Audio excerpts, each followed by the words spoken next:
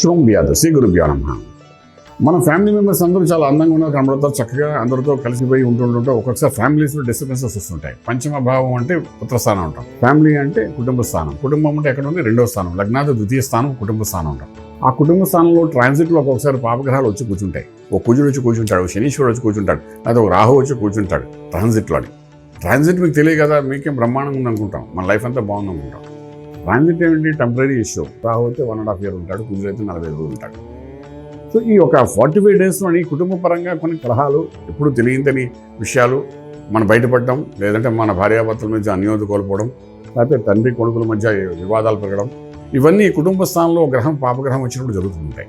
So అప్పుడు ఇమ్మీడియట్గా మనం ఏంటంటే ఎందుకు ఇటువంటి న్యూ ట్రెండ్ మొదలైంది మన ఇళ్ళలో, మనకి ఇటువంటి అలవాటు లేదు, కొట్టుకునే అలవాటు లేదు, ఆలోచన అలవాటు లేదు, నాకు తండ్రికి మధ్య ఇలాంటి వైరం ఎందుకు జరుగుతుంది, నాకు భార్యకి మధ్య ఎందుకు జరుగుతుంది, నాకు నా పిల్లడి మధ్య ఎందుకు జరుగుతుంది అని దానికి ఆన్సర్ అనే క్వశ్చన్లా మీరు ఫీల్ అవుతుంటారు.